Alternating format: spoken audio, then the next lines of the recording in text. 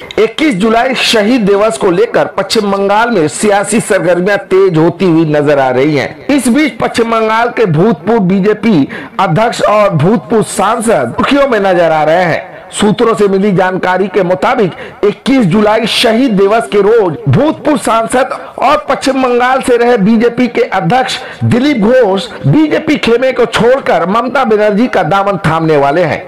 इस सवाल का जवाब देते हुए दिलीप घोष ने कहा कि 21 जुलाई शहीद दिवस के रोज वो कहीं न कहीं किसी न किसी मंच पर जरूर देखे जाएंगे। মানে একদম চূড়ান্ত জল্পনা আপনাকে নাকি 21 তারিখে ধর্মতলার মঞ্চে দেখা যাবে। কোন না কোন মঞ্চে তো আমি থাকবোই 21 তারিখ, দেখা যাক 21 তারিখে আসুক। না কিন্তু মানে এত বড় জল্পনার উত্তরে আপনার এই এক লাইন জল্পনাই তো চলে, রাজনীতিতে জল্পনা নিয়ে সব চলে।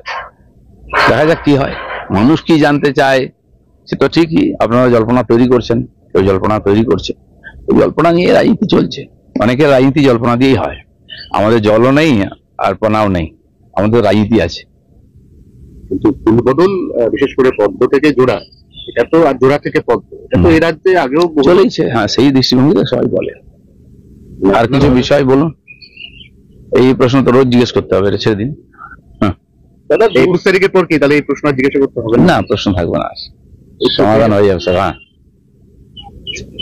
দ্বিতীয় হচ্ছে যে উদয়ন গুহ বলেছে 8টা জেলা আছে বিজেপিকে ধরে পেটাতে হবে, ওটা ওই নতুন লাইনে তৃণমূল যাবে বলছে। না, वो ठीक है।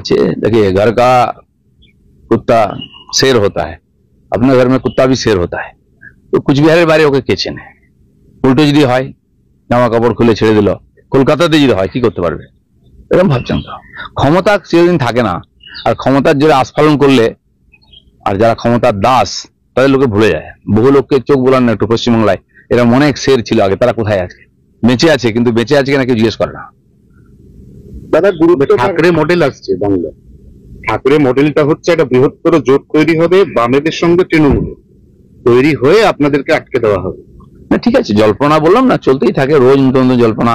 আর তারপরে আপনাদের দোকান চালাতে হয়, নতুন নতুন গল্পনা দিলে কে শুনবে? সময় পার হয়ে গেলে হলো না, তারপরে এটা হয়ে গেল হলো না, তো সেই সানি দেওলের গল্পই বলতে হবে, তারিখ পে তারিখ।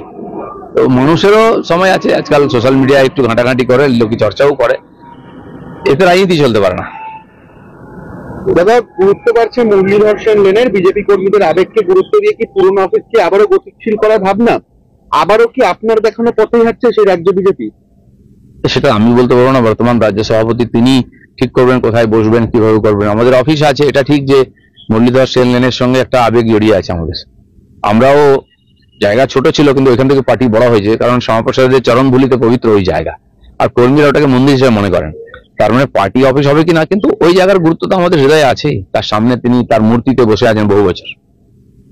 পশ্চিমবঙ্গের বাসিন্দাকে এনআরসি নোটিশ, অসম পুলিশের নোটিশে বিপাকে কোচবিহার দিনহাটার বাসিন্দা। বিজেপির বিরুদ্ধে চক্রান্তের অভিযোগ করছে উদয়ন গুহ, পাল্টা তৃণমূলের ভূমিকায় প্রশ্ন পদ্ম বিধায়কের।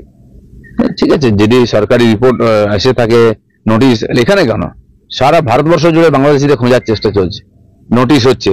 এবং ভোটার হতে গেলে এখন খালি ভোটার কার্ড বা ইয়ে নয়, আধার নয়, তার সঙ্গে রেসিডেন্সিয়াল সার্টিফিকেট বা অন্য কোনো বা জমির দলিল কিছু দেখাতে হবে ধীরে ধীরে।